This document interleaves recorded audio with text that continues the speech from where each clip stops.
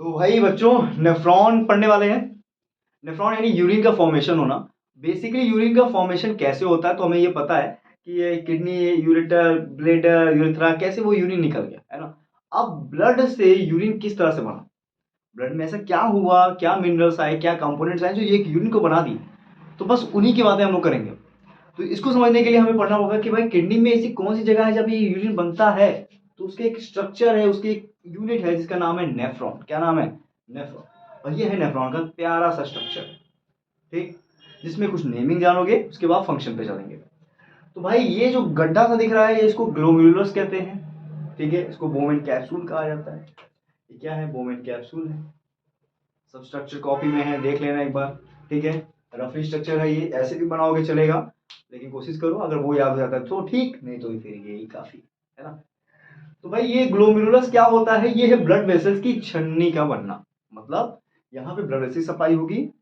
क्यों होगी? क्योंकि हमें ब्लड से ही तो यूरिन बनाना है, तो सप्लाई होगी। अब एफ्रेन आर्ट्रियोल ब्लड वेसल्स को लेके आ रहा है, एफ्रेन लेके वापस जा रहा है। क्लियर हो गया? अब देखो आगे चलते हैं।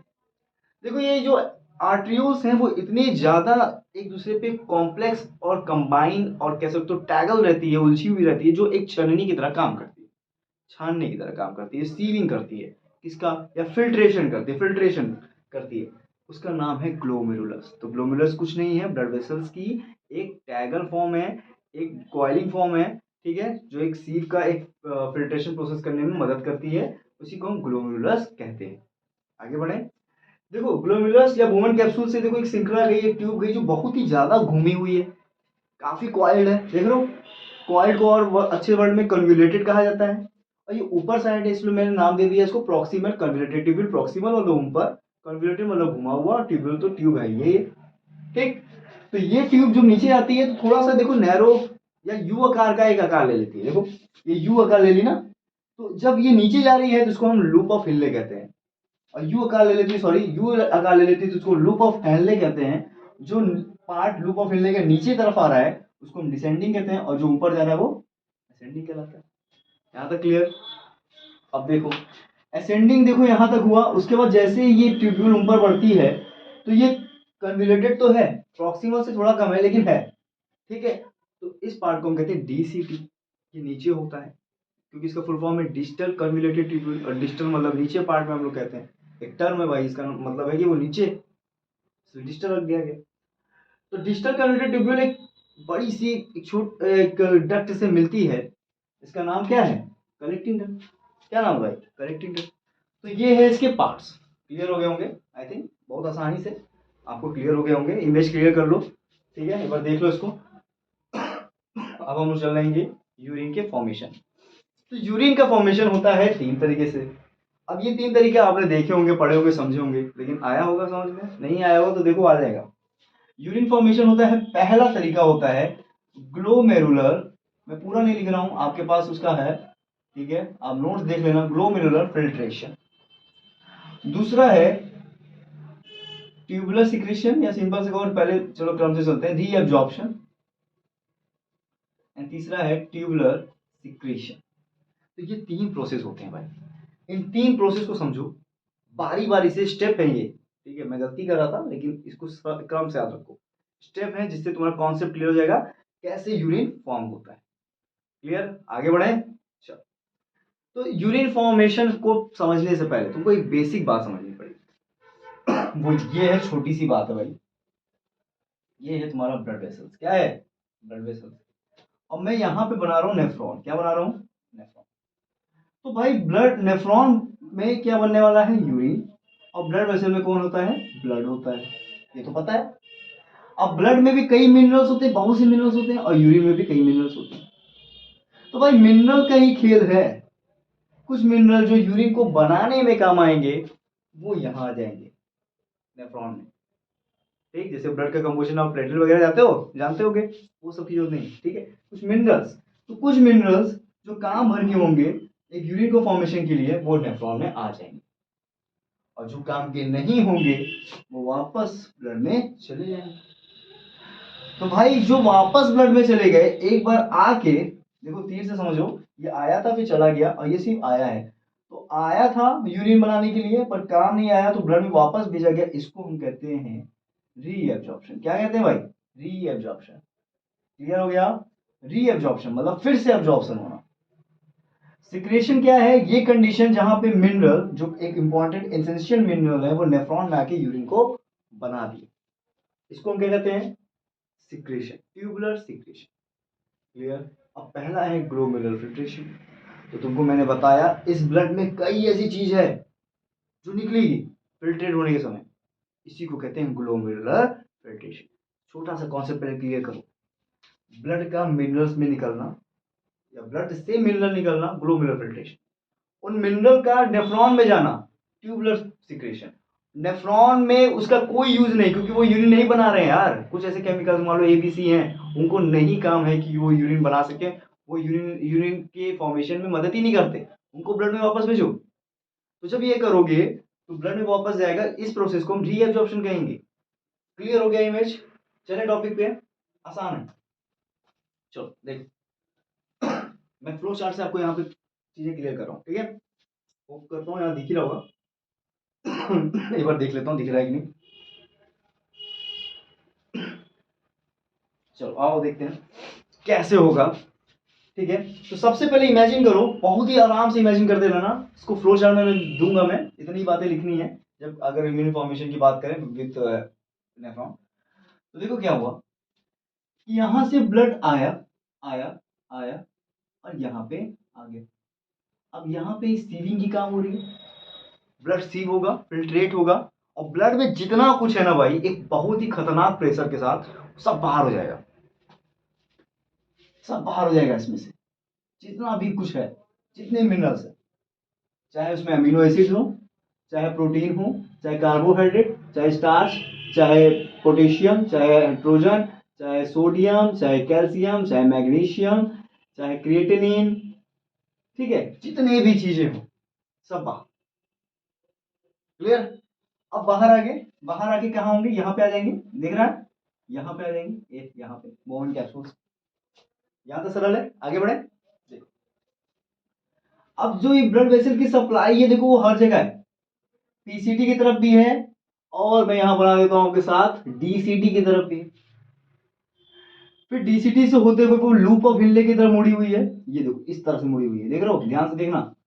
और ये लूप ऑफ हिनले को कवर ऐसे की हुई है, दिख रहा है? उसके बाद लूप ऑफ हिनले से वो वेसल्स कलेक्टिंग डक्ट की ओर बढ़ जाती है और कलेक्टिंग डक्ट से होते हुए निकल जाती है, और ये वेसल जो निकल रही है इसको हम एफरेंट कहते हैं। क्लियर है? तो एफ जो ये आर्ट्यूल जा रही है वो अपने फिल्टर को यहां से देती जाएगी, भाई जो लो भाई हमसे जो लेना ले लो, कोई दिक्कत नहीं, ले लो हमसे, मैंने अभी यही बताया ना, है ना? आगे बढ़ते हैं। तो पीसीटी के पास मान लो मिनरल्स आ जाते हैं, ठीक, जो चीज पीसीटी को चाहिए वो उसको ले लेता है, और जो नहीं चाहिए, तो एक छोटा सा टेबल है जिसमें पता चलेगा तुम्हें कौन सी चीज कितनी एब्जॉर्ब होती है, अगर याद हो जाओ ठीक है, नहीं याद हो तो मत करो उसको, जो समझा रहा हूं समझो, ठीक है? तो पीसीटी में भी रीअब्जॉर्प्शन और सिक्रीशन होने वाला है, रीअब्जॉर्प्शन और ट्यूबुलर सिक्रीशन होने वाला है। डीसीटी में भी होगा, लूप ऑफ हिनले में भी होगा, इसमें भी होगा, इसमें भी होगा। क्या नहीं होगा इसमें? ग्लोमेरुलर फिल्ट्रेशन नहीं होगा। अगर इसकी लोकेशन बताओ तो क्या बोलोगे? Bowman capsule. रीअब्जॉर्प्शन की लोकेशन बताओ क्या होगा? PCT, DCT. मैं बात नहीं कर रहा हूं कि सबसे ज्यादा किसमें होता है, वो सारा डीप जाएगा, ठीक है? आपका कल ही पेपर है ना, तो वो डीप जाएगा, तो मैं नॉर्मल बता रहा हूँ, काउंटर करंट मैकेनिज्म वगैरह नहीं आएगा पेपर में, चिंता ना करो, नॉर्मल बता रहा हूँ, नॉर्मल से पढ़ो, ठीक है? बाकी उसके बाद अगर जरूरत पड़ेगी तो बताना। बीसीटी डीसीटी लूप ऑफ हिनले में चला गया। क्लियर? ट्यूबुलर सिक्रेशन भी इसी तरह से होगा, इसी में होगा, BCT DCT loop of Henle collecting ducts इन सब में होगा। हाँ कलेक्टिंग डक्ट्स में भी होगा।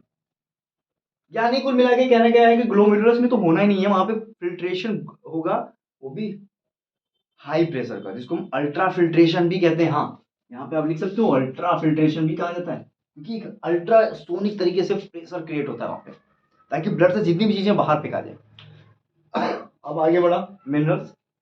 अब मिनरल्स जो चाहिए वो पीसीटी अपने अंदर रखेगा, पीसीटी मतलब नेफ्रॉन का पार्ट, यानी नेफ्रॉन अपने अंदर रखेगा, जो चीज नहीं चाहिए उसको फिर से फेंक देगा ब्लड में। वही चीज लूप ऑफ हिल करेगा, वही चीज डीसीटी करेगा और वही चीज कैलकुलेट करेगा। ठीक, ओवरऑल जब रीअब्जॉर्प्शन और ट्यूबुलर सिक्रेशन के पूरे प्रोसेस हो जाते हैं, मिनरल जो चाहिए वो आ जाते हैं यूरिन बनाने के लिए, जो नहीं चाहिए वो ब्लड में वापस चले जाते हैं, तो भाई कुल मिला के बात ही इतनी आती है कि यूरिन फॉर्म हो जाता है। अब यहां से यूरेटर की कहानी स्टार्ट हो जाती है, फिर ब्लेडर की कहानी, फिर यूरेथ्रा की कहानी। कॉन्सेप्ट समझ में आया? एक बार फिर से दोहरा रहा हूं, जो आर्ट्रियोल्स ऐसे जा रही है वो छनी की, उसमें से जितना भी चीजें बाहर आ जाएगा, जैसे ग्लोमेरुलर फिल्ट्रेशन यानी अल्ट्रा फिल्ट्रेशन। पीसीटी जो चाहिए वो ले लेगा, जो नहीं चाहिए उसको ब्लड में वापस दे देगा। This is रीजॉर्प्शन and secretion, also done by LOH loop of inlet, also TCT and also collecting. सबके द्वारा ये चीज होने वाली। ठीक, और यूरिन फॉर्म होके यूरेटर से होते हुए निकल जाएगा। सिंपल सी कहानी है। एक बात और देखिए आप, अगर हम बात करें नेफ्रॉन की, तो नेफ्रॉन की श्रृंखला होती है यहां से start, Bowman capsule, PCT, descending loop of Henle, DCT and collector. दिख रहा होगा आपको ना? फिर से दोहराता हूं, Bowman capsule, PCT, DCT, sorry PCT, loop of Henle, DCT and collector. अब अगर मैं बात करूं कि जो नेफ्रॉन में ब्लड वेसल की सप्लाई है, उसके अनुसार थोड़ी श्रृंखला गड़बड़ा जाती है, क्योंकि ब्लड की सप्लाई थोड़ी सी अलग हो जाती है। देखो यहां ध्यान से, ये देख रहे हो, ये बोमेन कैप्सूल को पार किया ब्लड वेसल, ये देखो नीला रंग का, पीसीटी को टच किया, पीसीटी के बाद वो यहां नहीं जा रहा है, नीचे नहीं झुक रहा है, वो डीसीटी की तरफ जा रहा है, फिर डीसीटी से लूप ऑफ ले जा रहा है, फिर करेक्टिन तक जा रहा है। ये है कहानी छोटी सी। अंतर समझ में आया? नेफ्रॉन और ब्लड वेसल्स में सप्लाई कैसे हो रही है, ऐसे ऐसे ऐसे ऐसे फिर, और ब्लड वेसल्स में क्या हो रहा है, पीसीडी के बाद डीसीटी फिर loop of Henle then CD. Clear? तो अब हम लोग फ्लो चार्ट पढ़ते हैं और यूनिट फॉर्मेशन देखते हैं होता कैसे। इन्हीं तीनों चीजों को मैं फ्लो चार्ट में ला रहा हूं। देखो बहुत आसान से, सबसे पहले भाई अल्ट्रा फिल्ट्रेशन लिखोगे, लिखोगे प्रेशर के साथ, प्रेशर प्लस, सॉरी लिखोगे विथ प्रेशर, सुनते हैं ना, मैं पूरा नहीं लिख रहा हूँ, पी लिखा हूँ, वैसे बोल तो रहा हूँ ना, लिख लोगे।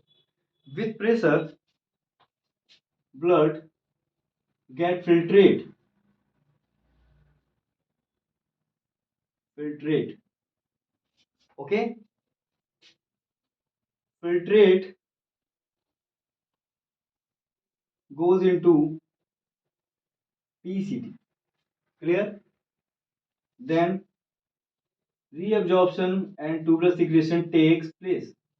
अरे ये होगा ना भाई, टेक प्लेस, ये चीजें होंगी। फिर DCT, sorry sorry sorry sorry sorry sorry sorry loop of inlet, हम नेफ्रॉन की तरफ चल रहे हैं ना, लूप ऑफ इनलेट, फिर लिखो ये लाइन छाप दो, ये फिर से वही लाइन लिख दो, फिर लिखो आगे, देन डीसीटी, फिर ये लाइन लिख दो, फिर लिखो आगे करेक्टिंग, देन ये लिखो, फिर क्या लिखोगे, यूरिन फॉर्म, और फिर ये लाइन जोड़ दो भाई, क्या जोड़ोगे, यूरेटर ब्लेडर, यूरिनरी ब्लेडर, ठीक है पूरा लिखना, और यूरिन पास हो गया। क्लियर है? बहुत आसान है। तो बस ये flow chart with naming and process is done. तो इसको लिखो, याद करो, बहुत आसान सा, एक दफा देखोगे याद हो जाएगा यार।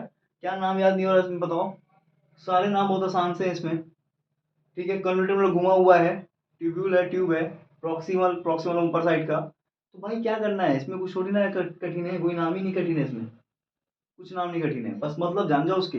वो गोला है तो ग्लोमेरुलस हो गया, छना हुआ है, छन्नी की तरह हो गया वो। पीसीटी ऊपर साइड का है, डीसीटी नीचे साइड का है। ठीक है, लूप ऑफ इनले, लूप बना, लूप कैसे बनता है भाई, एक रस्सी लो, उसको एकदम घुमा दो, ठीक है, एक रस्सी का छोड़, एक रस्सी दो, इधर से बना, उसको लूप कहते हैं। ठीक है, लूप मतलब क्या, एक सिरा दूसरा सिरा से मिल गया, इसी को लूप कहते हैं भाई। ठीक है, ऐसे, दिस इज द लूप। बस तो याद करो, बहुत आसान है। नेक्स्ट टॉपिक देखते हैं क्या है।